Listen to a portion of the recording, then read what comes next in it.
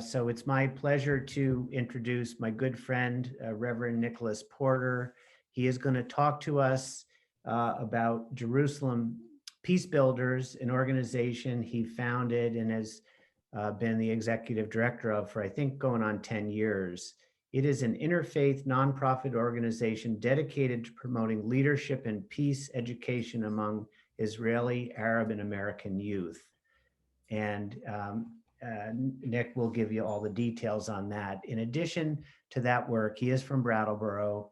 He is the rector at St. Mary's in the Mountains, the Episcopal Church out in Wilmington. I think he was interim for 6 or 7 years. So he's been with that church quite a long time.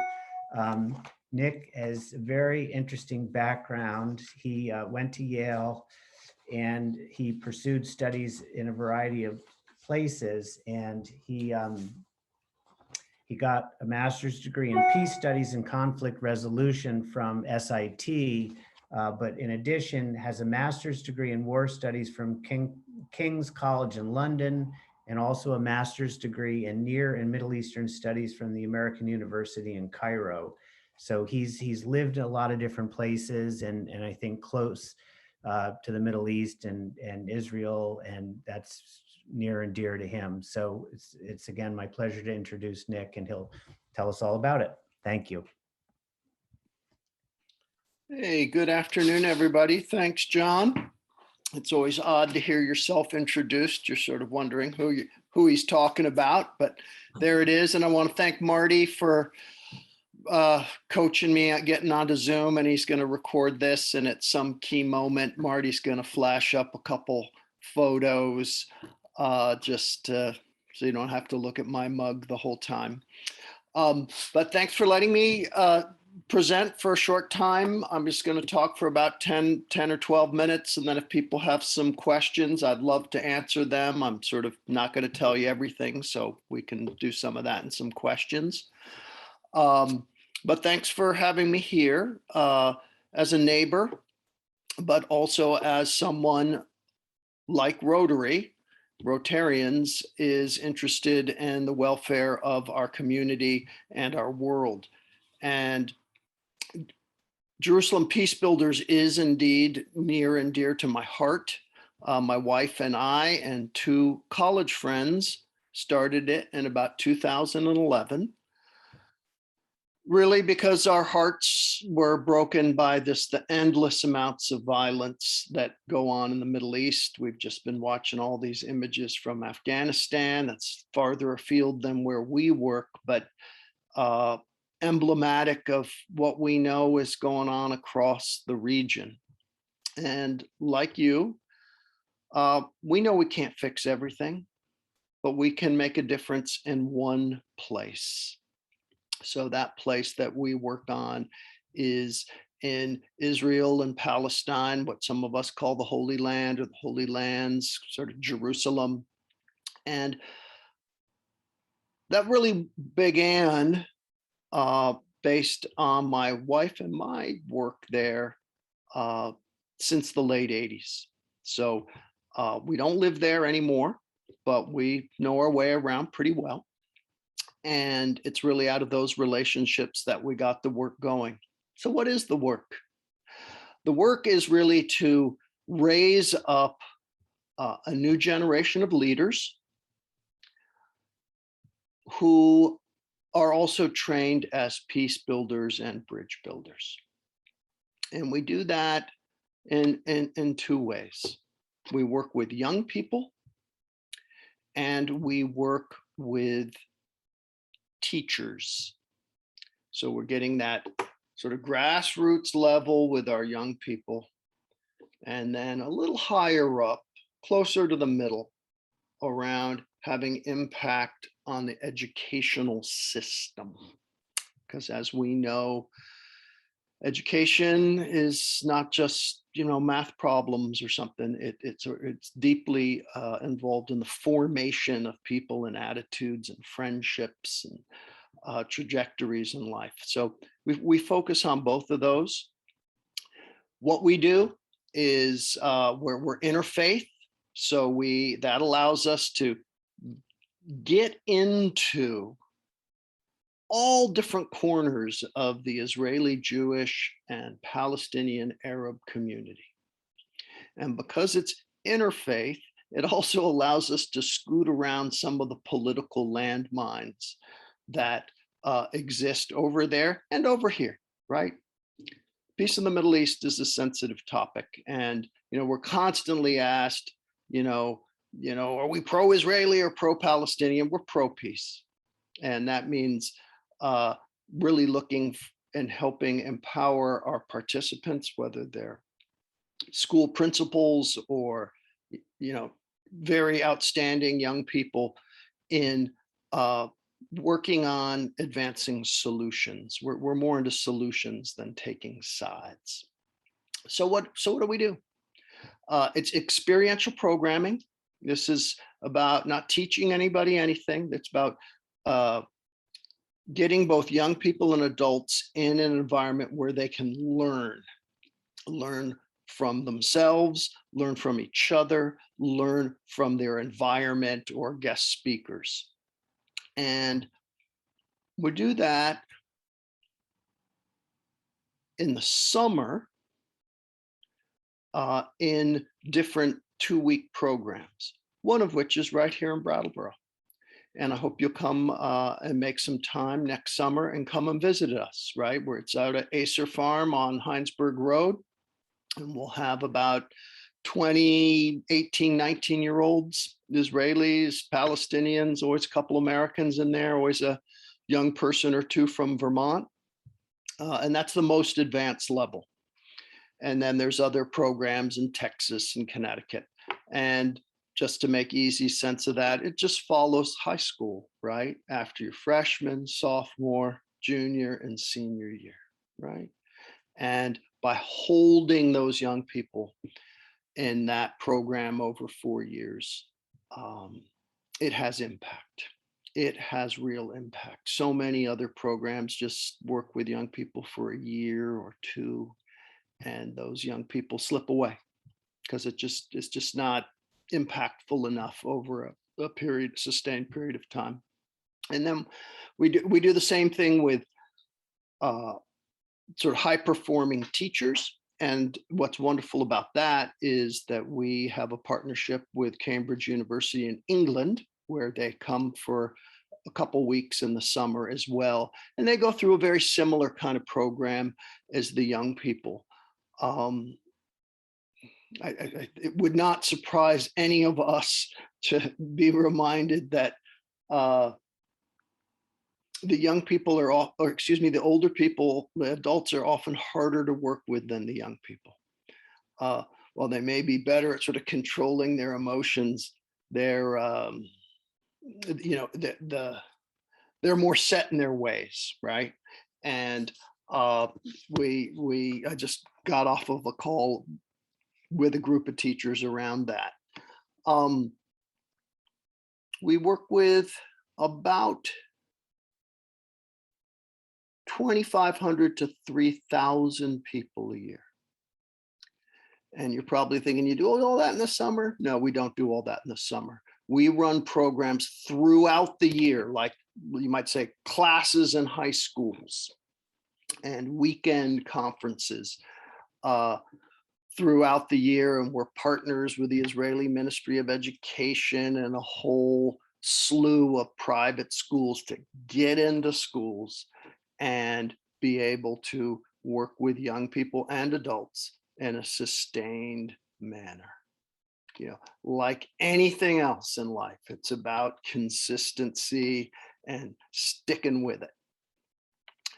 And really what we're looking for is that key moment, or not, we're not looking for, we're trying to elicit, create an environment where there's a key moment for every participant where she or he has that turning point where they recognize the humanity in the others, that they're not the only people who've suffered or been wrong or are right, but they have that key moment of turning.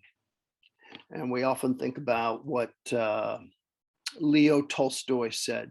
He said, everybody wants to change the world, but nobody wants to change themselves.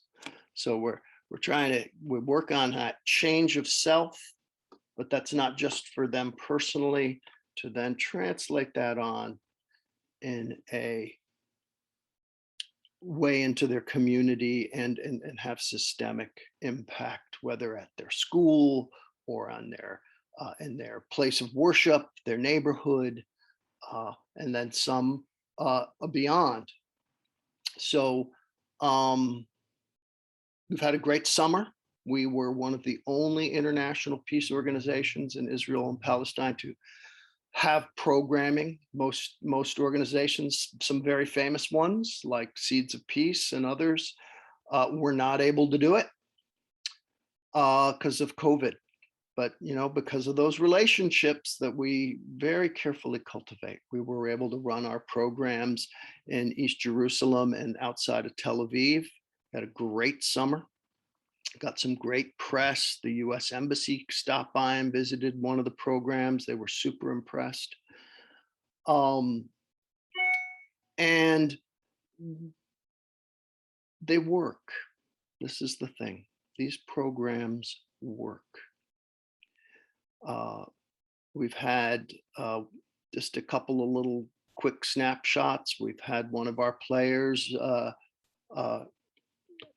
Toot, young woman. She was a star on the Peace Players. She's played in the White House in the underground basketball court in the White House, and won a Peace Prize from the State of Israel. One of someone I'm close with, Jurius, he won 2 years ago the prize for the #1 law student in the State of Israel. Represented Israel in the World Moot Court Championships in Washington, D.C. And he's not even Jewish. He's a Palestinian Arab. He was able, through his skills and everything he learned, to kind of break through that glass ceiling. Another young woman was chosen to be the first female Arab clerk for the Israeli Supreme Court. And then just to kind of finish it out, a young man, Yuval, in February was invited to speak to the UN Security Council. He was one of 2 featured speakers at the meeting in mid-February about the situation in Israel and Palestine. So the programs work. The issue is really around capacity. And really, just increasing the volume of it.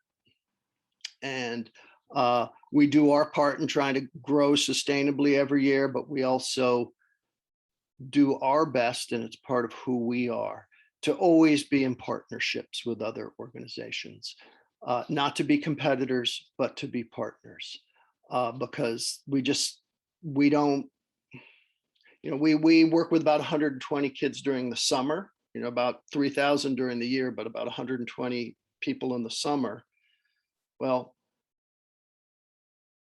we need 20 or 30 groups doing the same thing, right? So that we can get that kind of impact. So I want to invite you all again to come visit us. I want you all to be inspired and remember that you don't have to be the federal government or a huge organization to have a global impact. And I'd love you also to consider at some point, and I'll, John can, make this known at the right time, whenever it is, consider sponsoring a young person from Vermont to come and participate in what we do, so that they can catch fire with all this.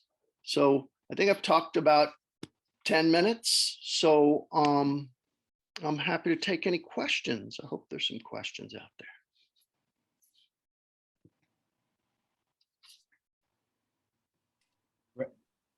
Reverend Marty. Paul. Yeah, hi. I have a question. So you've been doing this for 10 years. Yeah.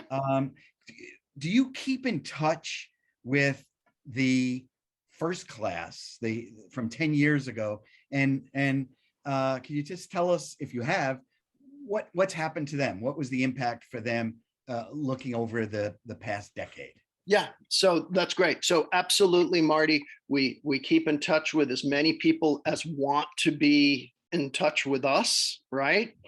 And we're constantly trying to network people together all the time. Because if you're a peace builder anywhere in the Middle East, you're countercultural, you're swimming upstream, and that can be lonely. So you need your colleagues, your family with you, your new family. So they had mixed impact, right? So 2011, we started on Heinsberg Road. We had 11 young people. That was the only number of people we could interest. And glad to say we're well beyond that now, but 11 young people. Some went on to, well, they all went on to very good universities. That's the other thing I want to share with you, that this is part of igniting people to go to a great, it's my wife telling me what she's doing. They've all gone on to very good universities. The one person from that group that I stay in touch with is a young Palestinian Muslim man, Hassan Abu Dalu. His last name means father of a bucket. I guess his ancestors carried the water from the well to the town at some point. And he went to a very fine university in France. And then he became the first Palestinian hired by a huge venture capital firm in Tel Aviv. And the man who runs the firm is the inventor of the thumb drive. Okay. So very big, spiffy venture capital VC firm. And he was approached for the offer because he had been getting a hard time at the sort of photocopy machine. And the chief partner was watching how he handled it. And, you know, Hassan didn't take the bait for different kinds of comments. And the man said, I like the way you handle yourself. I want to make you the offer. And he's in, right? He'd be the first person to tell you, I learned how to master my emotions and check out what I'm saying through Jerusalem Peace Builders. And Nick, have these students had an impact on their parents and family? Yeah, they have. I'm glad to say, and it doesn't always work that way, but overall, yes, they do. What we know from the science of this kind of work is that you have a great experience and then you go home and you regress, right? And then that's why it's so important to do it more than once, and hold these young people for a number of years, because with each year they regress a little less, okay? And how do we see that they are having impact on their parents? We see it that their parents allow them to return to the program for 3 or 4 years in a row. We see it that their parents now volunteer and help us out in the Middle East. And we also see it among the parents who have access to some part of community life, like a teacher or work in like a town government, because they give us access to those spaces. They invite us in. And that's very enheartening. In fact, for this teacher training program I was telling you about, we've gotten a number of our teachers have come into that program because their kids went to the program for young people. And then they said, hey, mom, hey, dad, you need to be coming, you need some of this yourself. So I'm happy to say we've got impact there.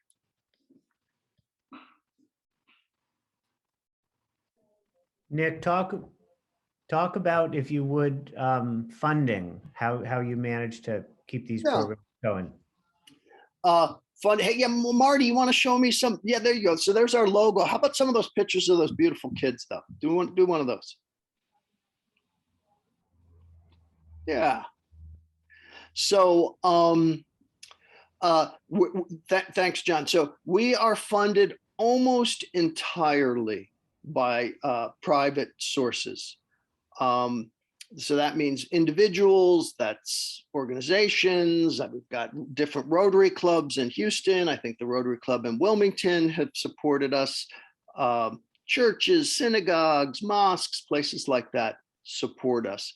We have steered clear of government money because this is sensitive work. This is sensitive work. And these young people are precious cargo. And we really want to be able to devote ourselves to their development and getting them to where they need to be.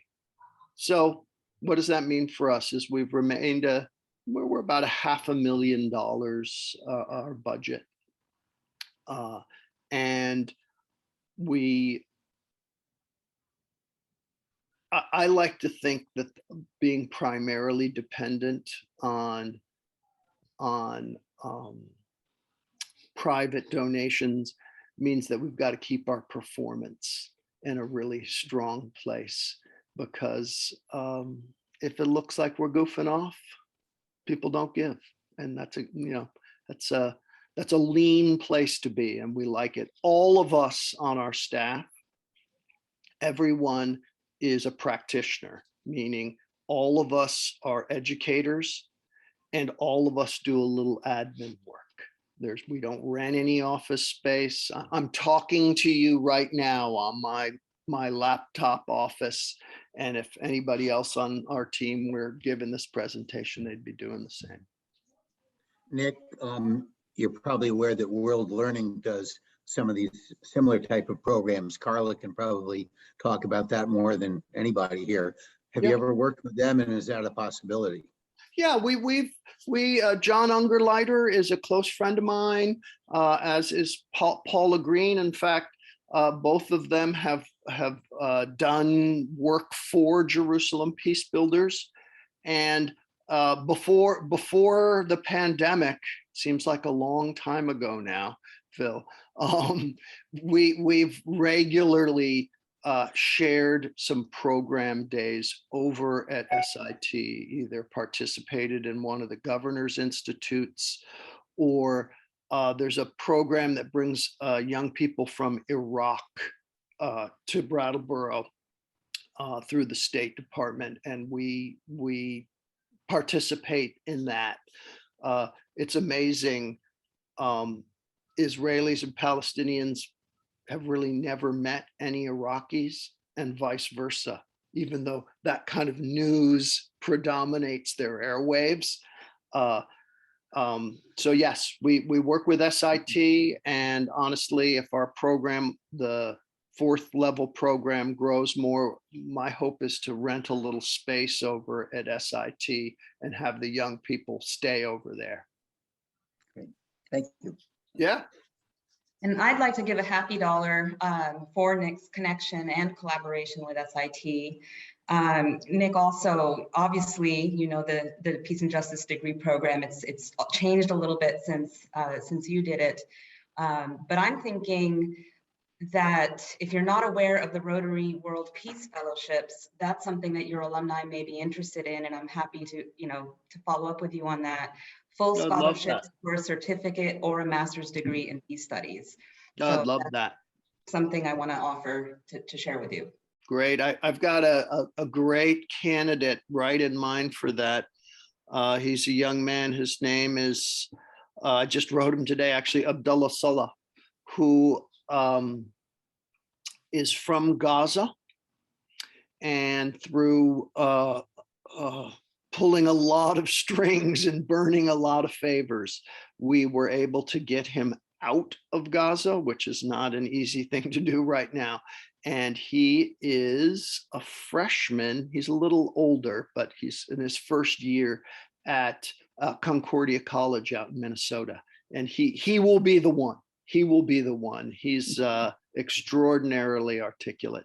You know, all these young people come, they don't just speak one language or two, they speak 3 and 4. The young man I mentioned who won the law prize, he speaks 6 languages and he just speaks them. And Abdullah is one of those kind of extraordinary young people. So I'd love to follow that up with you, Carla. That's wonderful.